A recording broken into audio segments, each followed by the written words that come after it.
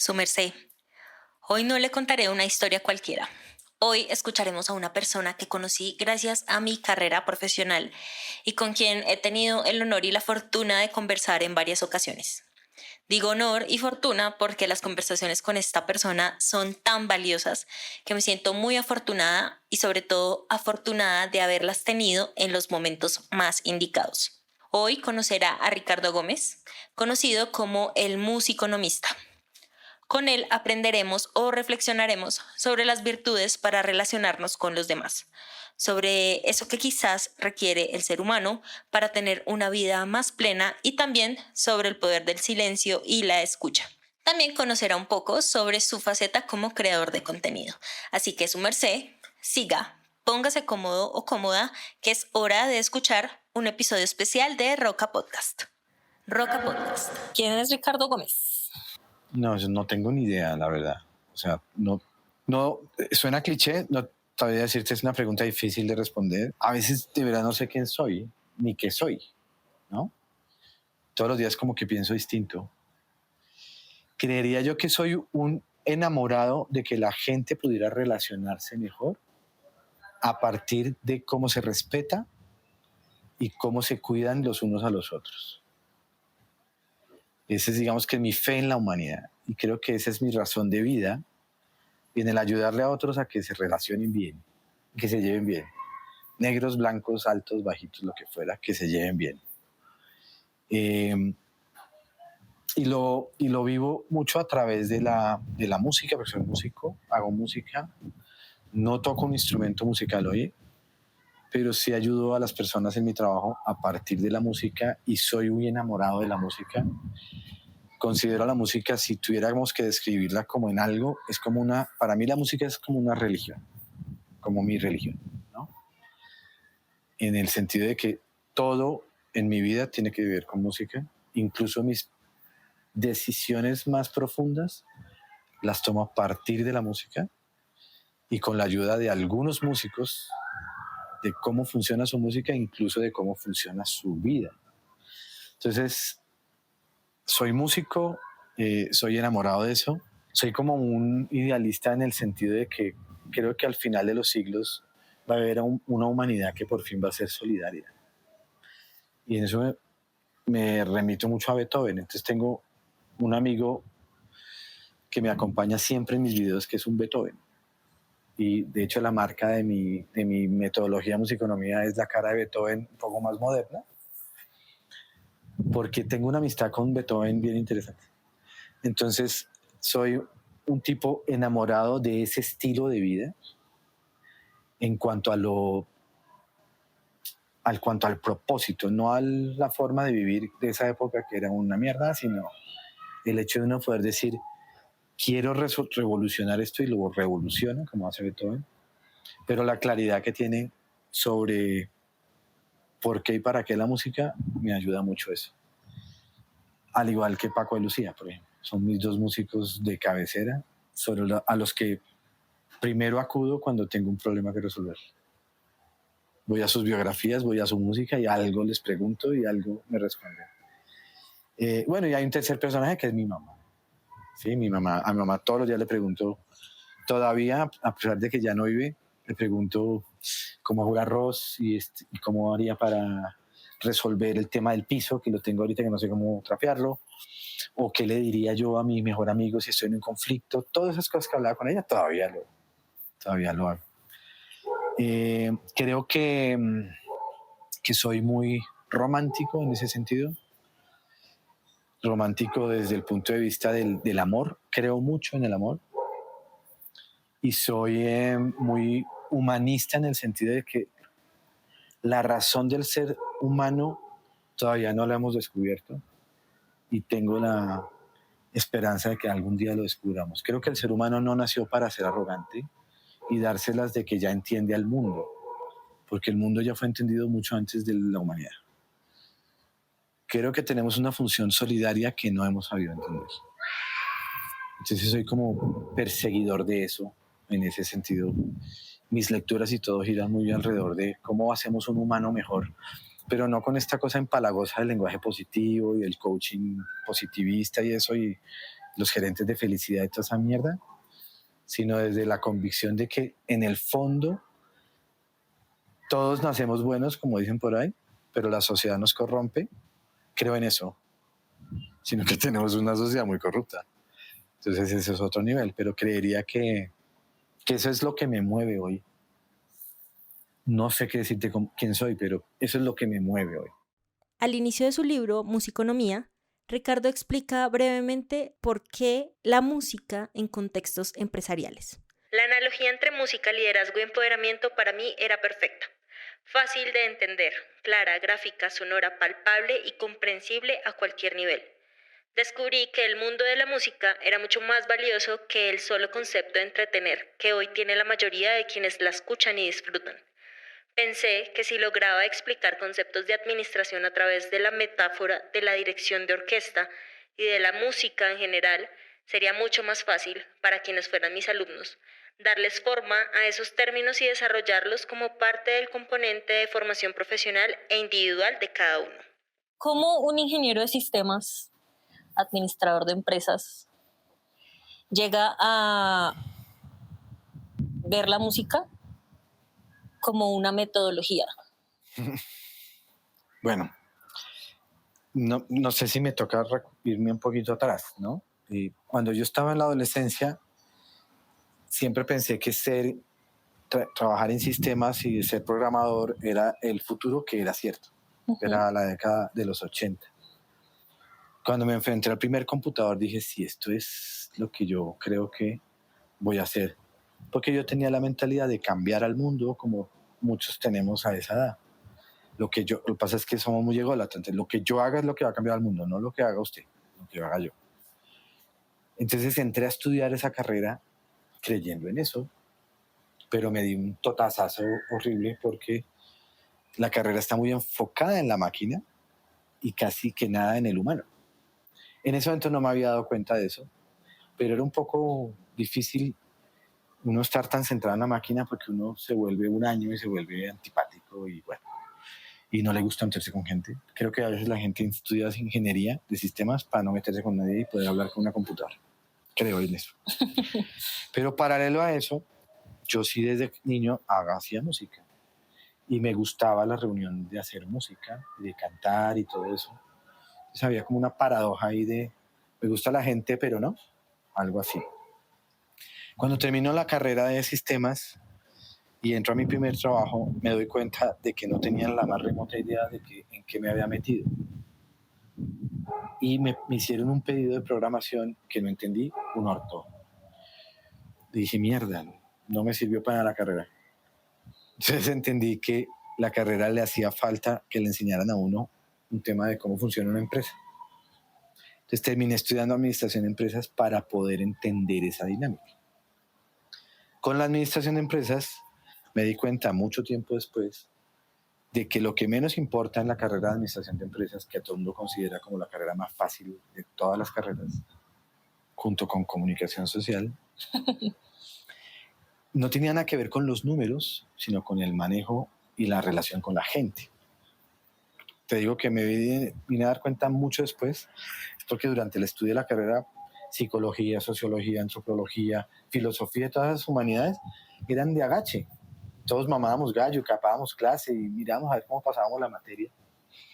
Pero llega un momento, el momento de verdad, y es cuando tú tienes que enfrentarte como director de sistemas a un grupo de gente para manejar un proyecto y para convencerlos de un proyecto, y tienes que enfrentarte a un grupo de gente para pedirle plata y darles respuesta por ese proyecto. Uno dice, mierda, esto no me sirvió para nada. Tener que aguantarse un jefe insoportable, tener que hablar con gente de otras culturas, porque yo trabajaba en una empresa multinacional norteamericana. Mi inglés es muy precario, pero ahí me defendía. Pero todo redundaba en, marica, todo está en cómo nos estamos relacionando más que en cuánto sabe uno del tema. La música estaba ahí, ¿no? Entonces, en el año 2000, tomé una decisión radical en mi vida y decidí casarme. Creyendo que casándome, realmente uno se casa y le cambia la vida, cosa que es cierta, pero me fue como un culo en el matrimonio. Entonces dije, qué mala decisión acabo de tomar. Me separé muy pronto y quedé como huérfano como de un motivo, ¿no? Yo ya venía cansado de estar trabajando como director de sistemas, porque además lo de director era pura mierda, porque era un tipo que resolvía los problemas técnicos. Hasta me decían que yo tenía que arreglar la greca, que suele pasar con los ingenieros que nos dicen, usted que es ingeniero de sistemas, vaya a arreglar la greca, ¿no? Y la greca no tiene nada que ver con lo que uno aprendió, digamos, pero era así. Y además porque es una profesión muy desagradecida desde el punto de vista de las relaciones humanas. La gente no te agradece lo que tú te bancas para arreglar un problema de otro. El soporte técnico es insoportable porque la gente no es grata, es muy ingrata. Te tratan mal, no les resuelves, no te hablan. Yo tuve temporadas en las que en horas de almuerzo, por ejemplo, yo tenía que quedarme arreglando un problema técnico y todos se iban a almorzar, cosa que está bien. Ninguno me traía almuerzo. Y eso, dice una marica, no puede ser posible. Qué falta de solidaridad. A eso. Pero tú les resuelves y tú eres el bacán. Entonces me hizo mucho ruido eso. Y como me sentí huérfano, una vez me separé, dije, quiero tomar una decisión de verdad. ¿Qué pasa si cambio el oficio? Y me retiro de ser de sistemas y me vuelvo músico, que es lo que siempre me ha perseguido en la vida. Entonces tomé esa decisión. Y trabajé en música. Entonces, mi primer trabajo formal fue ser guitarrista de la banda de Maía. Trabajé con ella un año y después de ese año grabé un disco con composiciones que yo había hecho. Eso me cambió totalmente la vida. Entonces pensé que me iba a dedicar a la música, tocando. Pero como en el año 2006, más o menos 2007, me mamé de tocar. Porque como nunca había sido un guitarrista profesional, pues llegué tarde a entender cómo es la práctica de la guitarra y eso requiere de mucho trabajo. Yo ya tenía 30 y pico de años y no tenía la disciplina, ni quería tener la disciplina para tocar bien. Me cansé, me retiré, no toco más. Pero paralelo a ese retiro, yo trabajaba como docente en la Universidad Sergio Arboleda en el área de administración. Y un profe de la escuela de música, yo empecé a hablarle de que me gustaría combinar la música con la administración porque yo le veía mucho parecido al manejo orquestal, al manejo organizacional. Y me pasó un video en un VHS re viejo, mal grabado, de esos que tiembla y todo, y la imagen tiembla, bueno. De un director de orquesta que se llama Benjamin Sando, donde hablaba de cómo usar la música para contextos empresariales, y a mí me explotó la cabeza total, me pareció fascinante, dije, ahí sentí que esto era lo mío. Empecé a investigar sobre el tema, por supuesto, compré libros del señor, los videos del señor, y empecé a estudiar para ver cómo podía compartir esa información. Y me metí a estudiar programación neurolingüística para resolver un problema personal que se me volvió una herramienta de trabajo que hoy uso. Todavía la uso para lo que hago. Y entendí con el señor Sander y en toda la música que la música tenía mucho sentido en contextos donde solamente se le veía como entretenimiento. Y empecé a desarrollar contenido para decirle a las empresas que a través de la música podíamos manejar temas de liderazgo, empoderamiento, comunicación y desarrollo de talento. Y ahí encontré la simbiosis entre la administración de empresas y la música.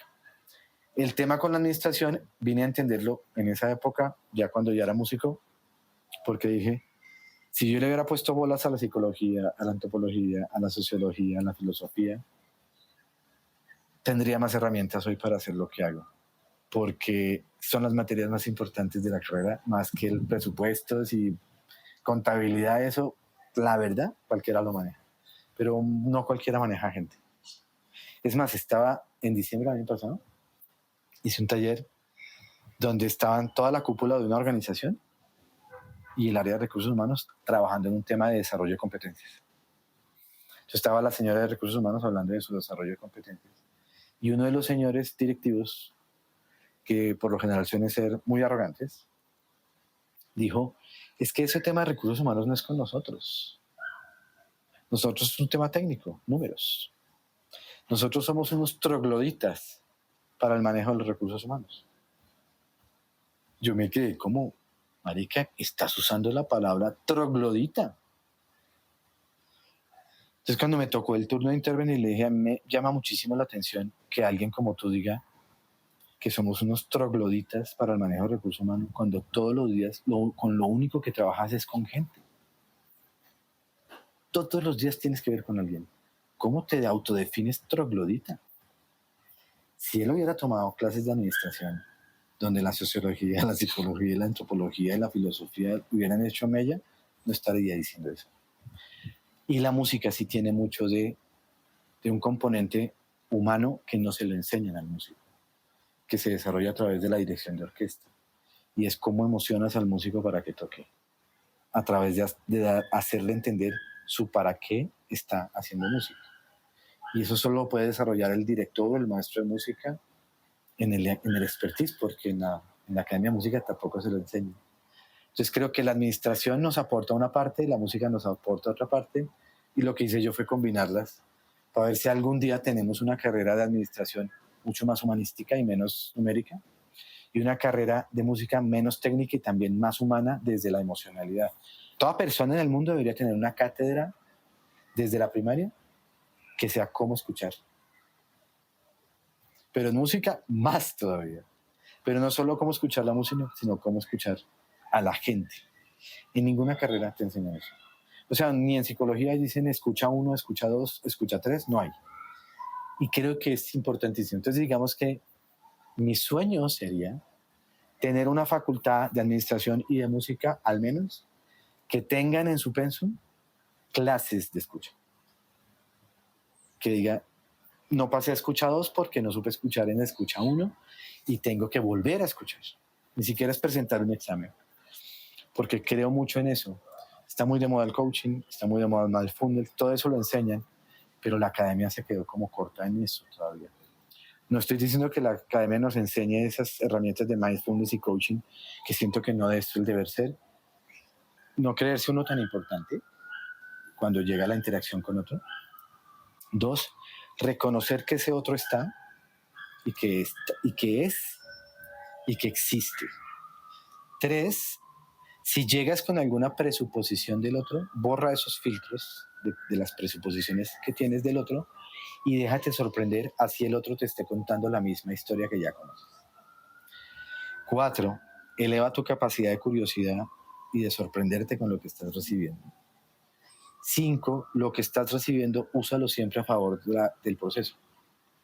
No intentes interrumpir o dar tu punto de vista, imponer el tuyo, que al final lo terminamos haciendo cuando conversamos, pero cuando lo haces desde la sorpresa es otra cosa. Porque yo veo la escucha como un proceso de descubrimiento, donde uno recibe información y va decidiendo cómo emocionarse al respecto, siempre teniendo presente que el otro es tan importante como tú. Porque si no existiera el otro, pues no estarías escuchando nada, ni estarías conversando nada, ¿no? Hay un libro que se llama Humano más Humano. Y en unas partes del libro dice, el tú te regala horizonte. Y el tú te permite ser. Cuando el tú no te regala horizonte y no te permite ser, entonces ya no es tú. Y cuando uno se enfrenta a alguien, tiene un tú que le ayuda a desahogarse. De eso se trata la escucha. Entonces, cuando uno llega al otro, sabiendo que el otro se va a desahogar por la felicidad o tristeza que tenga, y uno sirve ese colchón, ayuda un montón.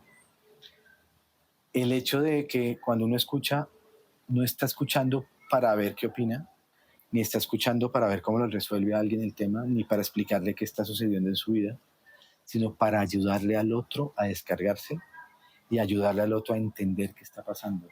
Porque uno necesita verbalizar lo que le está sucediendo para poder entender qué está pasando. Y uno, como contraparte de escucha, ayuda a eso, estando callado. Porque uno llega a escuchar cosas que dice, ay, ya sé qué me está pasando. Entonces, ayuda mucho. No sé por qué la gente entiende que el acto de escuchar es que te tengo que decir algo después. No, no es necesario.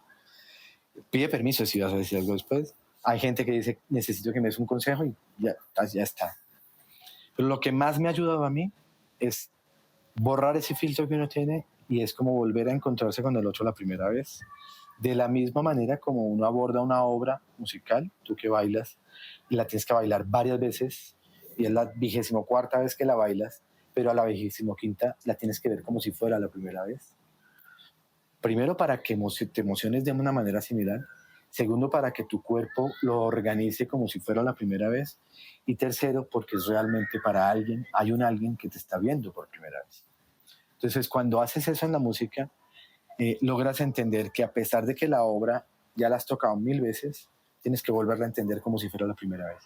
Cada vez que hacemos eso, descubrimos algo nuevo, así sea una obra que ya hemos tocado muchas veces. Con la gente es igual. Entonces, como que lleguemos con la intención de que me van a decir cosas y el disparate.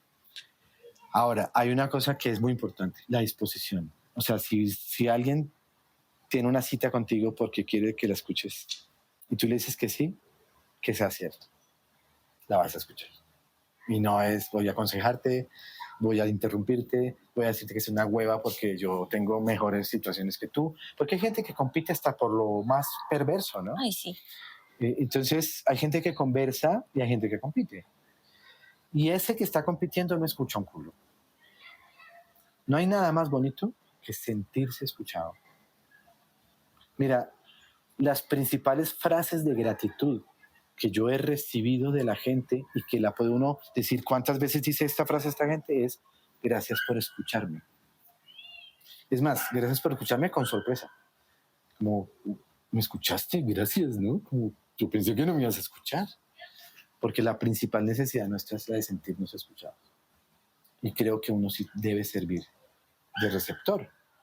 Debemos entender que ese receptor no hay que tomárselo personal, o sea, no hay que sufrir con el otro. Sí debemos ser compasivos, pero no hay que sufrir con el otro. Porque igual el problema es del otro. Lo único que hace es escuchar. Tenemos que pedir permiso, ser muy cautelosos, o sea, respetar totalmente la integridad del otro.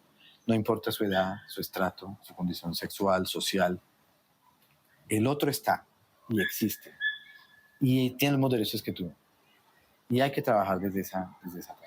Es divertido cuando empiezas a sorprenderte. Sobre todo en parejas, porque las parejas se cuentan las mismas historias siempre. Si tú borras el filtro, empiezas a ver lo más divertido. No es fácil. Hay que volverlo un hábito. Y al volverlo un hábito tienes que hacerlo todos los días. Todos los días. No es que ayer lo hice con mi hermana y funcionó y dentro de 15 días lo hago con mi tía a ver si funciona. No, eso es todos los días. Pero desde un lado muy humano. Porque pues somos humanos los que nos relacionamos. Uh-huh. Hay gente que cree que nos relacionamos desde los cargos o de los triunfos que tenemos.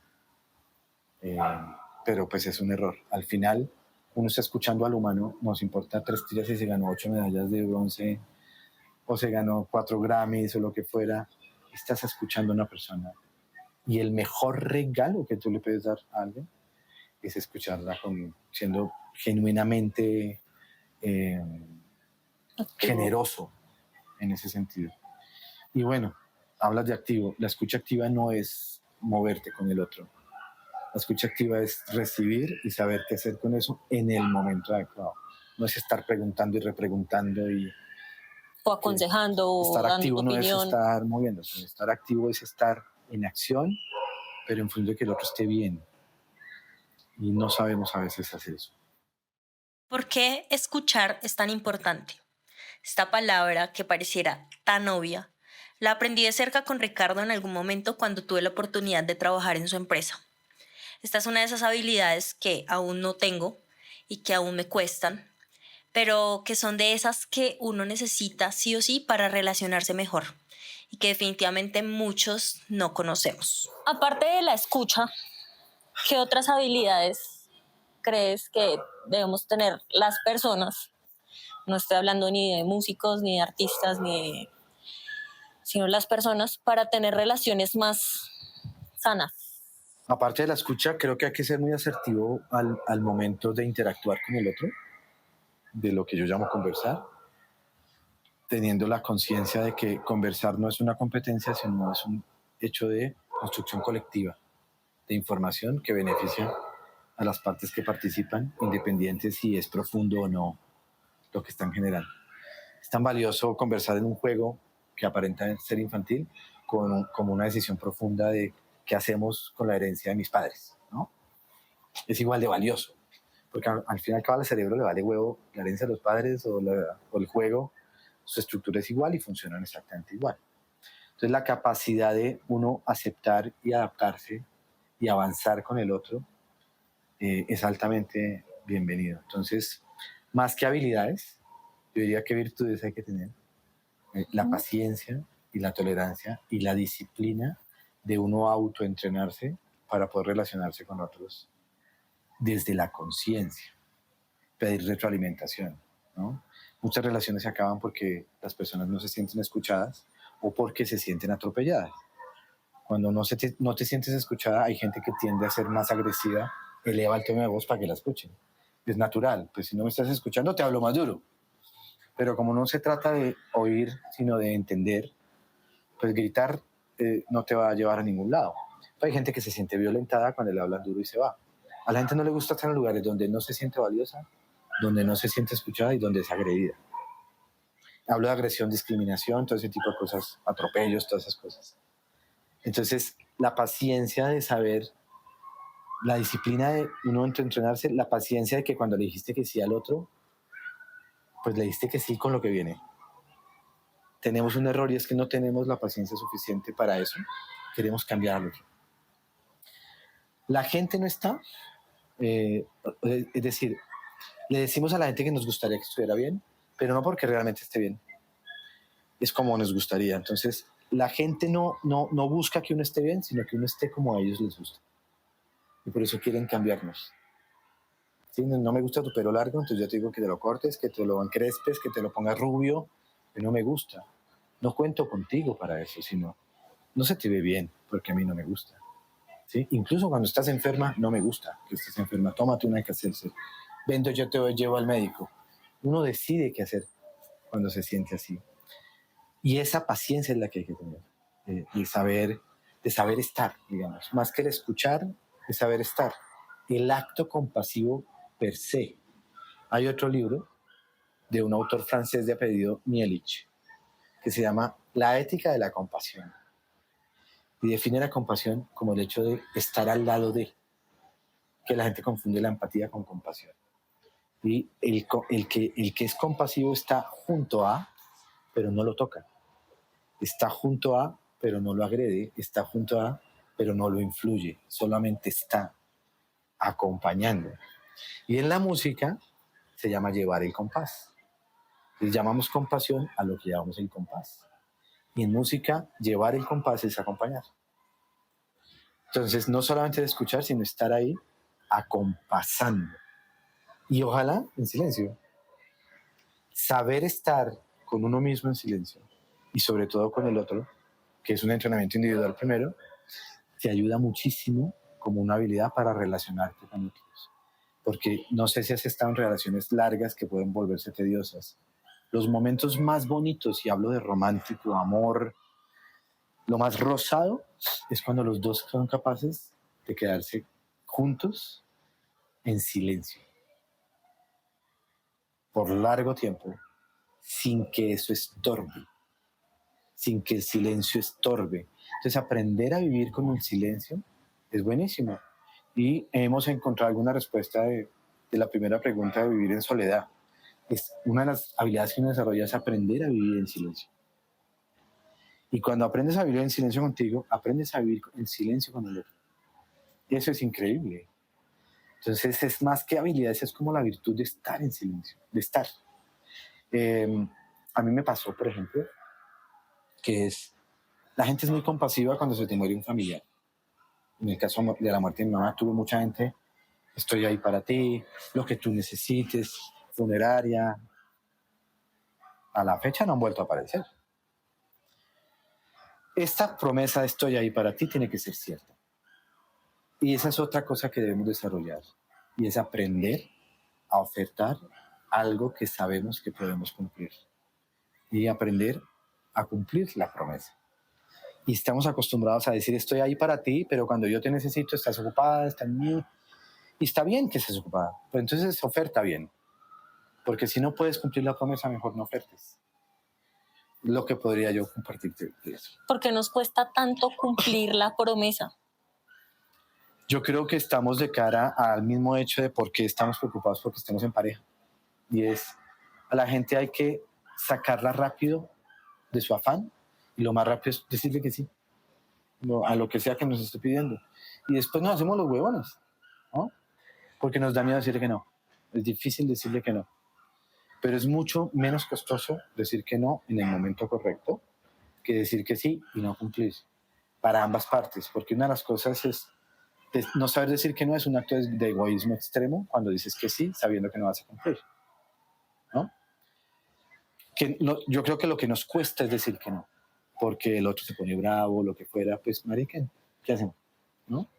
Ahorita que estábamos hablando antes de grabar, se me vino a la cabeza, a la mente, esa pregunta de ¿por qué es tan difícil decir no, primero? ¿Y por qué es tan difícil poner límites? Para mí un límite es decirle no a algo. Entonces, no voy a hacer esto del trabajo, no voy a permitir que alguien esté en mi vida si no me está dando todo lo que yo quiero, X, o sea, cualquier cosa. ¿Por qué se nos hace tan difícil? Porque ese afán de decirle sí a todo y de querer decirle sí a todo el mundo cuando sabes perfectamente que no lo vas a cumplir. Yo creería que como somos seres sociales por naturaleza, buscamos el reconocimiento constante. No el reconocimiento de si somos buenos o malos o lo que fuera, sino el hecho de ser aceptados en alguna comunidad. Es muy importante para nosotros sentirnos parte de.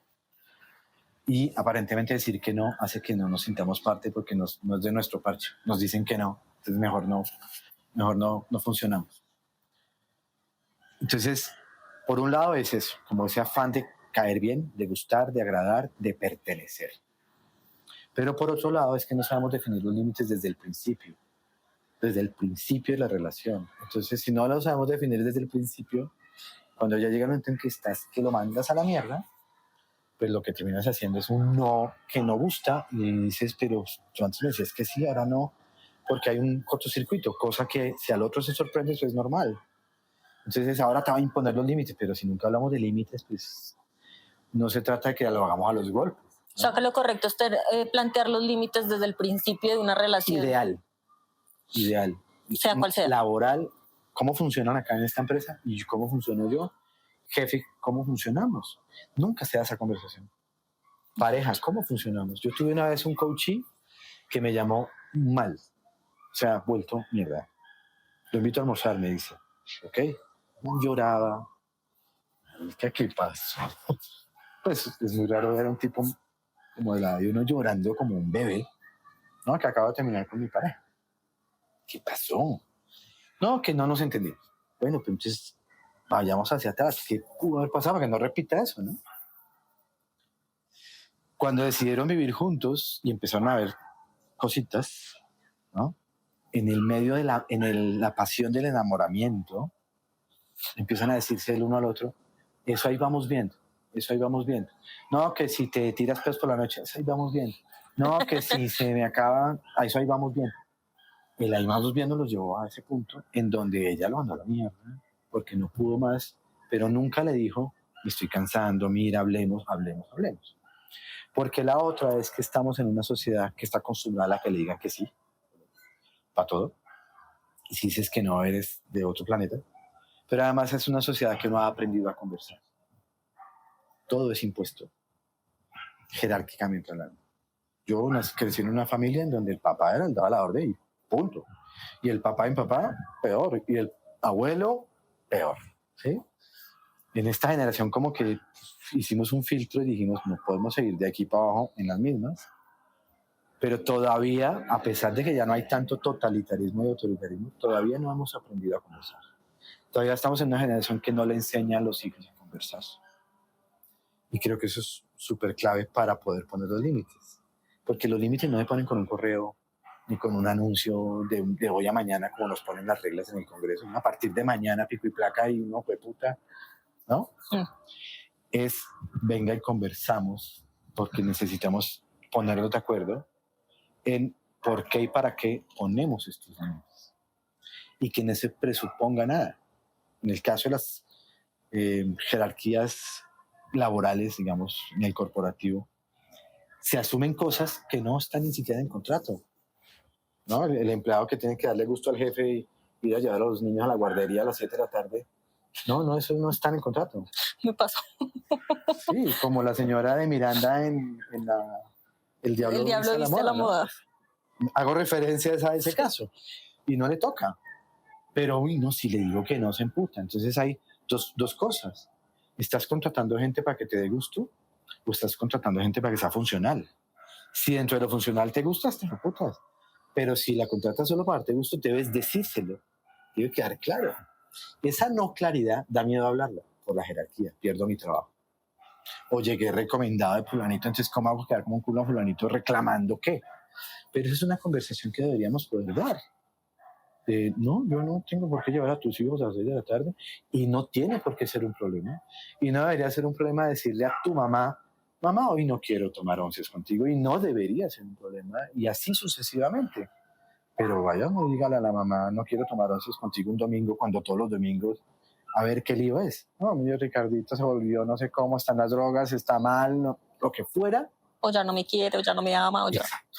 Porque no tuvimos la capacidad de decir en algún momento, madre, no me gusta esto, hermano, amigo, jefe, no me gusta.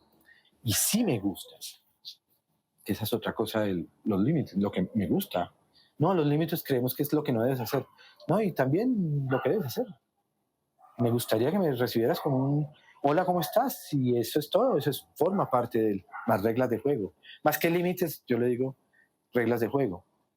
Y tener los espacios para ganar la confianza de que eso no va a tener una reacción en contra cuando digo que no.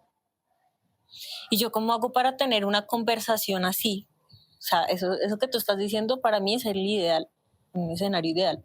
Pero cuando no tengo ese escenario ideal, cuando tengo un jefe sordo, una mamá sorda, un familiar sordo, un amigo, un novio, sordos, que no les interesa lo que les estoy diciendo, sino realmente responder o reaccionar a lo que les estoy diciendo. ¿Cómo hago para generar una conversación? Yo pensaría que en esa situación de la relación jerárquica de mamá-jefes, tácitamente está metido que, pues, tú no eres Natalia, eres mi empleada, tú no eres Natalia, eres mi hija. El estatus. Y desde esa funcionalidad que da la jerarquía, pues no te escuchan como persona, sino como el cargo en el que estás. Es mi hija, yo ya la conozco, es mi empleada. Y se asume que como somos empleados, pues no whatever, ¿no?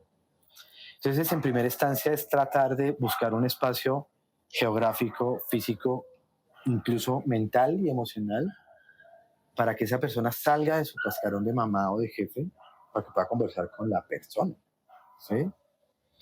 Y el momento de la conversación nunca puede ser en el mismo espacio de trabajo o en la casa, por ejemplo, de decir, mamá, quiero hablar contigo en la casa de ella, menos.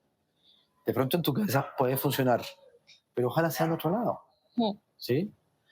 Sí es bueno buscar el espacio y anunciar la conversación, más que aprovechamos que estamos el 31 de diciembre, te quiero decir que, porque no va a pasar algo muy positivo, sobre todo porque las personas tienen el derecho a llegar preparadas a la conversación. Si la conversación va a ser difícil, ¿no? Tanto jefe como mamá.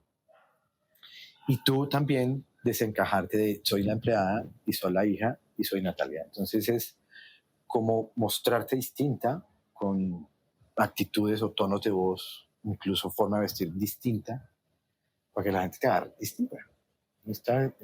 ¿Quién es? ¿No? Y que puedan conversar desde ahí. Y romper el estado, que no es tan fácil, porque ellos, tú dices, los llamas sordos, cosa que entiendo. Me parece que esas sorderas porque están en el cascarón del cargo de que representan. Yo soy el jefe, no me jodan. Y yo soy la mamá, no me jodan. Buscar el lado por donde sí te pueden poner atención más allá de la hija y de la empleada, en ambas situaciones sin el miedo a que haya una represalia al respecto, porque puede llegar, pero no hay que actuar con ese miedo, sino con la convicción de que quieres tener una conversación que beneficie a todas las partes. ¿Sí? Con la mamá es difícil, porque la mamá es la mamá. Y llevas 30 y pico años de tu vida con la misma mamá. Entonces va a ser difícil, pero te puedo decir, en el caso mío, que lo lograste, porque lo logré con mi mamá. Yo tenía también una relación súper jodida con mi mamá, pero llegó un momento en que lo logramos. Logramos entender que yo ya no era ese hijo que ella tenía que cuidar, sino era otro nivel de hijo. Y que ella ya no era esa mamá que me tenía que cuidar, a la cual yo llegaba y le decía, plánchame, sino era esa mamá que estaba a otro nivel, que estaba ahí para mí a escucharme y a ayudarme con sus muy buenas preguntas, porque si hay algo que tenía mi mamá era que hacía muy buenas preguntas, porque se conversaba muy chévere con ella. Con los jefes pues, puede llegar a ser un poco más fácil, porque puedes conversar con el jefe en otras instancias. El jefe sí lo puedes cambiar. Pues, si puedes hacerlo, lo haces. Y claro, y también te puedes ir de ahí. Exacto. ¿Sí? Pero como no quieres irte de ahí, sino lograr... Yo lo practico, digamos. Yo digo, antes de irme, hago el último envío, a ver qué pasa, ¿no? Voy a decirle, a ver qué tal que haya un cambio. Soy un convencido de que la gente sí cambia.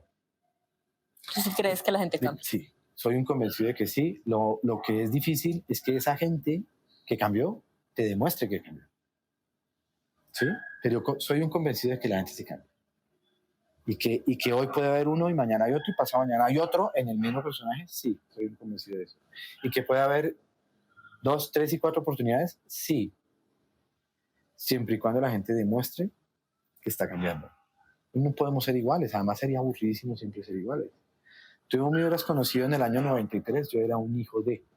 Aquí se pueden decir groserías. Entonces era un hijo de puta. Era un cabrón. Era arrogantísimo, insoportable, me creía. Pregúntale a mi amigo Bernardo García, ¿cómo nos conocimos él y yo en el año 93? Eras insoportable, pregúntale. Si algún día me invitas, pregúntale para que te dé una respuesta a eso. Pero cuando nos hicimos amigos, era porque yo ya era otro y él también. Y hoy ya somos otros totalmente distintos, distintísimos. Bueno, Bernardo más. Fisiológicamente es otro, es totalmente renovado. Pero hemos cambiado, porque todos los días cambiamos. Esto de que yo soy así, punto, no funciona, y eso forma también parte de cómo estás escuchando a la gente y qué estás detectando distinto en la gente hoy, ¿no? Que es lo mismo que pasa con tus mascotas.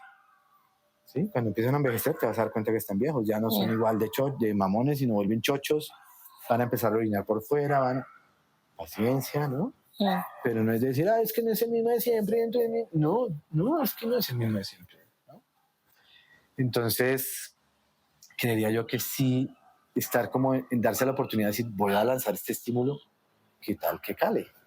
Ahora, si realmente quieres que cale, también es cómo estás conversando con ellos, en qué canales estás hablando, y cómo es que tú concluyes que son sordos, y qué tal que no sean sordos, sino que estás hablando por el canal que no es.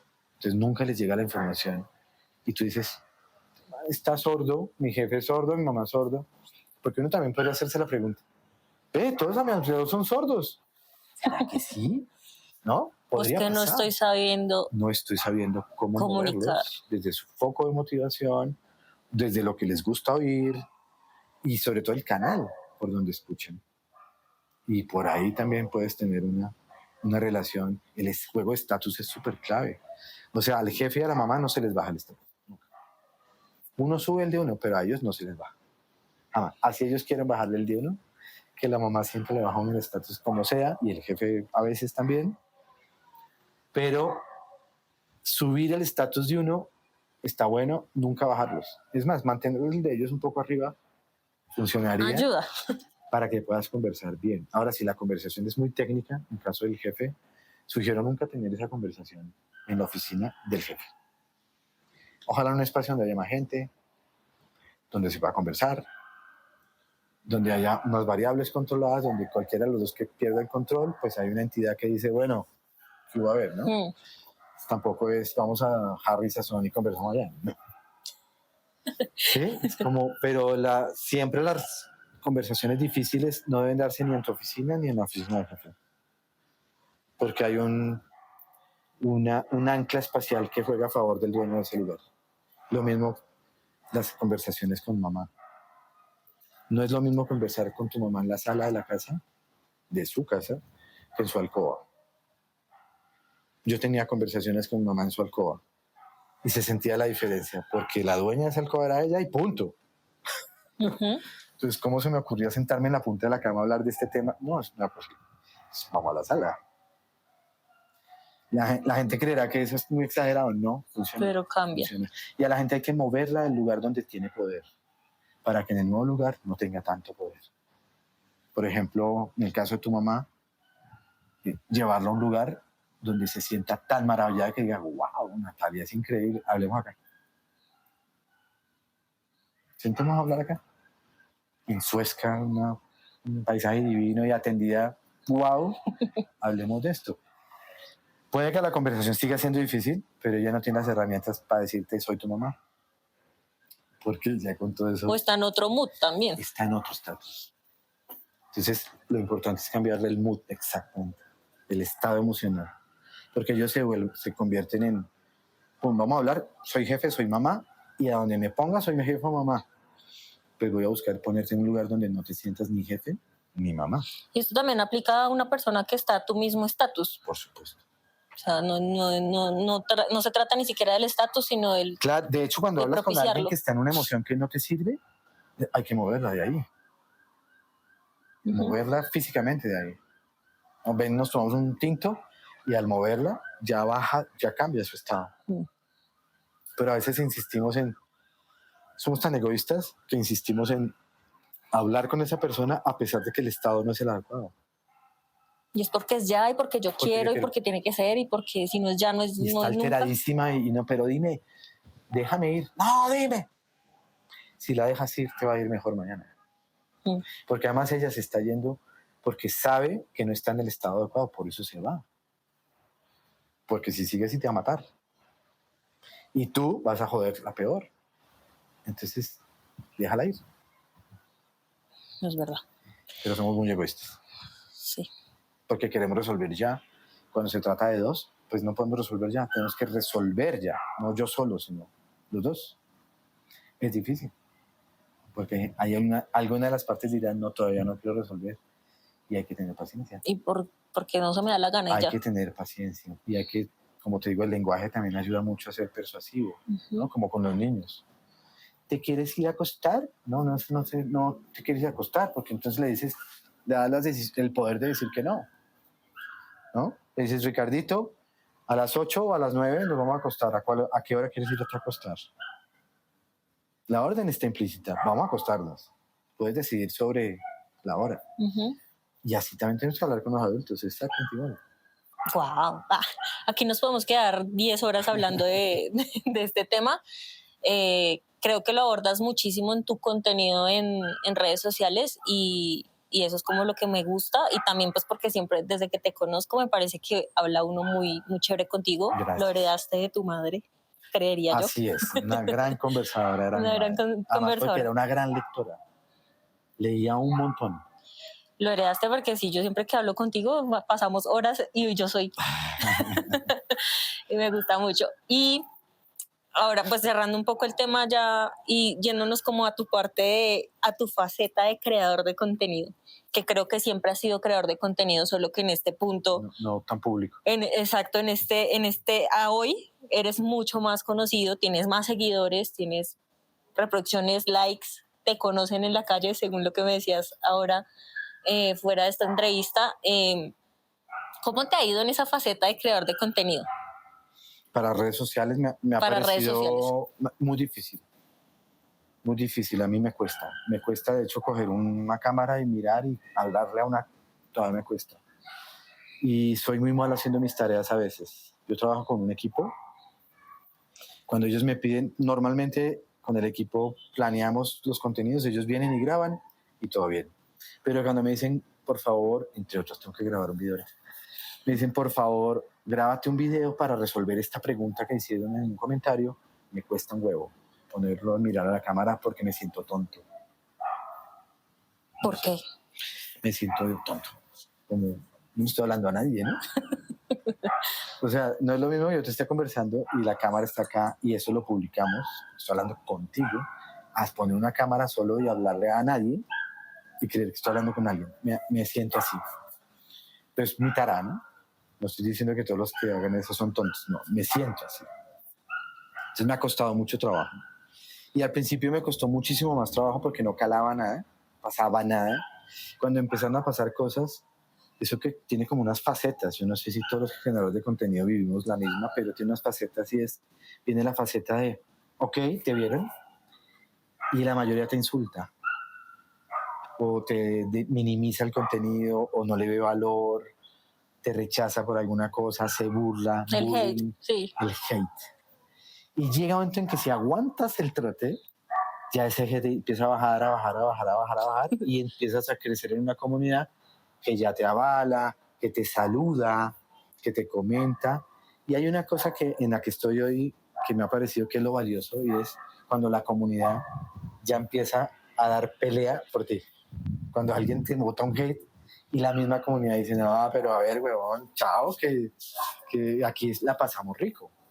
Y estoy en ese punto. Entonces, eso me ha pasado, que ha sido bonito, pero ha sido difícil. Duele un poco. Y duele en el ego, porque pues todos tenemos esta cosa de la expectativa del like, que tienes un video que dices, wow, con esta la rompo, y 3 seguidores, o 3 likes, o ninguno, o lo que fuera. O ese video que dices, qué video de mierda, 2 millones de seguidores, y no sé qué pasó, ni sé qué hice. Lo único que realmente me parece jodidísimo desde el punto de vista conceptual es que en lugar de estar realmente detrás de captar una audiencia porque crees que esa audiencia lo va a valorar, estás detrás de cómo simpatizas con un algoritmo para que el algoritmo te acepte y de plano pues le llegue a una audiencia. Pero no planeas para la audiencia, planeas para el algoritmo. Y no es porque yo me siente a planear para el algoritmo, pero mis asesores sí dicen, va a cambiar, ¿no? El algoritmo de Instagram, ahora toca bailar. Entonces me toca bailar. Ahora va a cambiar, no toca seguir. Y entonces uno termina pensando en qué hago para gustarle al algoritmo. Y el algoritmo es nadie. O sea, a la vez son todos, pero a la vez es nadie. Entonces se vuelve una labor no tan humana como la red social tiene la función, que por eso es social, que es pues compartamos aquí desde lo espontáneo y genuino. Nada menos espontáneo y genuino que la red social. Eso me ha confrontado mucho. Entonces me cuesta trabajo estar en las redes si por mí fuera. Gracias a que tengo un equipo, estoy ahí. ¿Qué es lo más bonito que te ha pasado desde que le pusiste como nitro a crear contenido en redes sociales? La gente que se te acerca a darte las gracias por lo que hiciste. O sea, por este video, por ejemplo, te escriben, gracias a este video tomé esta decisión, gracias a este video mejoré tal cosa, o gracias a este video recapacité y ahora estoy haciendo otras cosas. Gente agradecida porque lo que vieron les ayuda a moverse, que eso es lo que me encanta, en función de lo que fuera que les mejorara su vida. Incluso decir, mandé a la mierda a mi jefe y me quedé sin trabajo, pero me quité un piano de encima, gracias, ¿no? Me han escrito. Hay gente que escribe, una persona, a veces digo, está exagerando, mi vida es antes y después de esta cuenta. Bueno, ¿no? Debe ser un gran piropo, no sé, pero yo lo tomo como viene. Puede ser cierto. Gratitud, sí. Y ahí te asustas, porque dices, hay gente que se está tomando en serio y lo que yo digo. Luego, detrás de un gran poder hay una gran responsabilidad, que no es la frase del Hombre Araña, sino de Franklin Delano Roosevelt, pero que sí, que dices, wow, aquí toca como con cautela un poco, ¿no? Sin dejar de ser uno. Entonces, lo bonito es eso, cuando uno lo reconoce en la calle y te sonríen, porque también te reconocen, te dicen, usted es el huevón de que dice tal cosa, también puede pasar. Pero cuando te sonríen y dicen, ay, yo te sigo, y me parece maravilloso, y le dicen al amigo, este es el señor que yo te decía, es muy chévere. Y ya desde el punto de vista de negocio, pues es muy bacano cuando la gente te empieza a comprar, porque ya te está creyendo. Entonces esas son de las 3 cosas bonitas que me han pasado. ¿Y qué es lo más paila de crear contenido en redes sociales? ¿Qué es lo más difícil, lo que tú dices, por esto podría dejar las redes? Ya llegó un momento en que dije no quiero más cuando lo insultan a uno. Uy, es que hay unos insultos y me dice, pero ya, marica, cálmate, ¿no? recibir tanto odio no es chévere. Yo puedo superar la etapa de mirar a la cámara, bailar. Bailar. Si me tocara, no voy a hacerlo, pero si me tocaran, de pronto bailo. O brinco una cuerda, ¿no? Hay una cosa. Editar el video, hacerle las transiciones, el subtítulo, la voz en off. Te puedo superar eso, que no soy muy hábil en eso, pero lo puedo hacer. Pero leer un comentario donde te insultan solamente porque no les gustó lo que viste me parece de mierda. Y creo que esto es lo más complicado, el recibir odio. No es chévere. ¿Tienes mantras? ¿O frases que te anclen? ¿O frases que tú dices, esta frase me define, me identifica? ¿O la uso en los momentos en los que los requiero? No tengo así como una que utilice como cotidianamente o que como que depende mucho de las circunstancias en las que estoy. Y más que tener una frase que yo repita como un mantra es como acordarme de un quién. ¿Qué haría mi mamá en esto? Te hablé de Beethoven, que si fuera yo Beethoven, ¿qué pasaría? Si fuera yo un alguien referente, tal vez sí. De pronto, ¿a qué libro acudiría para salir de una encrucijada? ¿No? Uso mucho la música de mi hermano Alejandro para salir de esas. Por ejemplo, Alejandro Gómez Cubraitivo, y uso mucho su música para como encontrar cosas, porque es como si conversara con él. Él no vive acá en Bogotá, entonces no tenemos mucha cercanía geográfica. Uso mucho la música como ese refugio, a donde ensimismarme y estar tranquilo. Sí tengo como una postura frente a las relaciones, que son las 3 A's de la improvisación, que es aceptar, adaptar y avanzar en todo contexto, que yo mismo me cuesta trabajo aplicarlas porque a veces no acepto muchas cosas. Y el hecho de que elevar la curiosidad, o sea, cuando estoy en un momento muy jodido es en qué podría ponerme curioso. Entonces, ¿cómo puedo disparar esa curiosidad en un momento en donde estoy súper agobiado? ¿Qué me produce curiosidad? Eso creo que funciona muy bien. Y acuño mucho las palabras que sí las pronuncio en todas mis conversaciones, que es el ser solidario, el ser empático, el ser recíproco. Eso creo que es como un principio de vida para mí. No confundir solidaridad con ser una hueva, ¿no? Y ser recíproco es saber que uno puede cumplir la promesa, y ser empático, que hay que entender muy bien que hay otro que está viviendo una realidad que no es igual a la de uno, pero que también la está sufriendo o la está gozando, y que ni es más ni es menos. Creo que esas, como más que mantras, son como mis posturas. Ahora, hay mucha música que repito. De hecho, tengo una playlist que es la música que me mueve, y la escucho cuando salgo a caminar, muy frecuentemente. Es música de Beethoven, música de mis sobrinas, música de mi hermano, música que uno oye y siente como que la vida es otra. Sí, la uso mucho. De hecho, la última pregunta de este podcast era música que nos pudieras recomendar que te gustara. Y pues bueno, ya dijiste que la playlist, pero si quieres recomendar alguna canción, alguna banda sonora, algún artista o algo que te guste mucho. Yo me muevo y me entusiasma mucho, sobre todo en estas mañanas, aunque sirve para cualquier tipo de clima, escuchar la sexta sinfonía de Beethoven, la pastoral. El primer movimiento me encanta. O sea, me parece, ese señor está loco, porque cómo hace para recrear eso, me fascina. Hay una canción que descubrí en el 2023 de un autor brasilero que desconozco su nombre, pero la conocí por un intérprete guitarrista que se llama Yamandu Costa, que es un gran guitarrista brasilero, y la canción se llama Dayana. Es una canción, yo utilizo mucha música instrumental.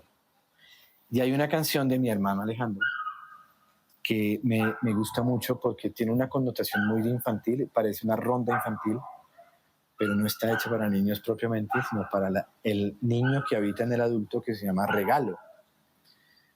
Porque empieza con